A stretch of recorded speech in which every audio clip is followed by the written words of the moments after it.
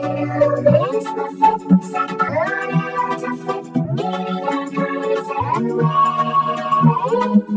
Along came a spider, who sat on beside her and said, Miss Muffet,